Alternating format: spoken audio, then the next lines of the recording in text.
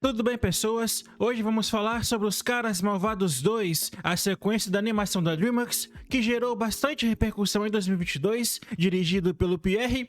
O filme chegou aos cinemas brasileiros, tentando manter a mesma essência narrativa e artística e, principalmente, trazendo o interesse do público para essa sequência. E o filme original, Os Caras Malvados, foi uma surpresa agradável. Ele pegou uma premissa bem simples, um grupo de animais criminosos tentando se redimir, e transformou isso numa aventura com uma marca autoral muito forte e com uma estética que misturava quadrinhos modernos e filme noir, além de um humor afiado que funcionava para crianças e para adultos, e com uma bilheteria de mais de 250 milhões de dólares e com um orçamento até pequeno para animações. Ele mostrou que o público abraçou essa ideia.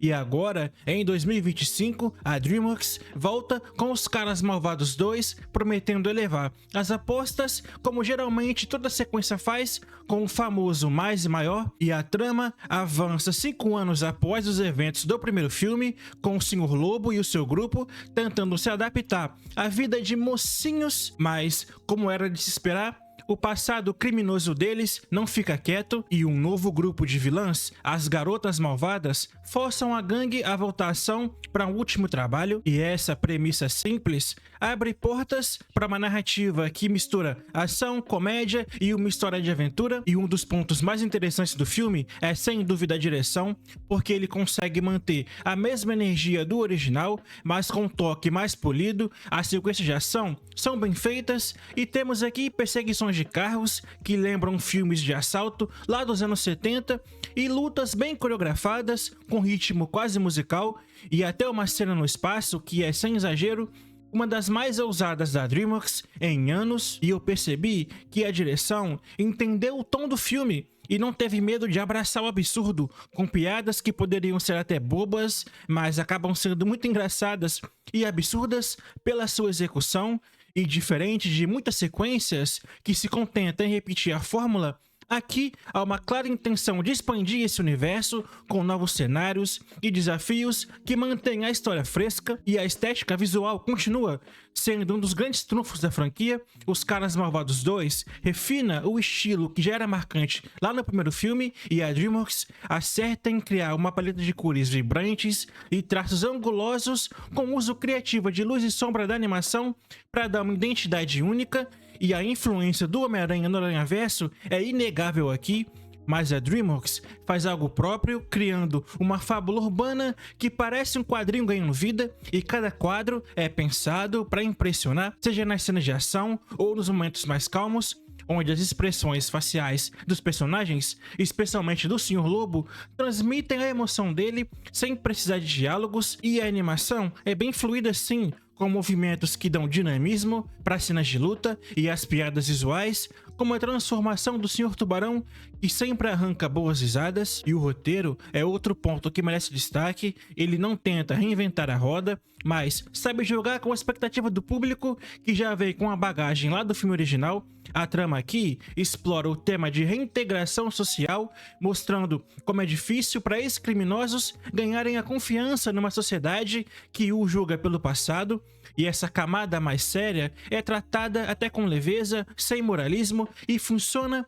como um pano de fundo para comédia e ação. E tem momentos em que o filme flerta com questões filosóficas, com uma tensão entre ser quem você é e quem que a sociedade espera que você seja, mas nunca deixa isso pesar mais do que a diversão. E com a introdução das Garotas Malvadas como antagonistas, que pode parecer mais do mesmo, como uma versão masculina do protagonista, o que pra mim faltou criatividade aqui sim, apesar de serem vilões competentes, mas falta bastante originalidade. Já a trilha sonora tá boa, misturando elementos de filmes de espionagem e criando uma atmosfera que reforça o clima de aventura. As faixas acompanham perfeitamente o ritmo do filme, seja nas cenas de ação ou nos momentos mais emotivos, e a montagem também merece elogios, porque apesar dos cortes rápidos, eles não confundem, e as transições criativas mantêm o espectador na imersão. E tem um cuidado técnico claro aqui, que mostra que o quanto a DreamWorks está investindo na qualidade, algo que já vimos em Gato de Botas 2, e aqui se consolida como uma nova fase do estúdio, mas um dos pontos que me incomodou demais foi o terceiro ato, que às vezes parece esticar demais certas subtramas desnecessárias, como a relação do Sr. Lobo com uma das vilãs. Embora isso adicione uma profundidade, ela vem tarde demais na trama e a narrativa claramente perde o fôlego, especialmente quando comparada ao primeiro e o segundo ato, que são bem interessantes. Além disso, algumas piadas podem se tornar repetitivas para o público mais velho, embora as crianças devam adorar. Não é algo que vai comprometer o filme nem nada disso, mas eu senti que o roteiro poderia sim ter sido mais ousado em explorar novas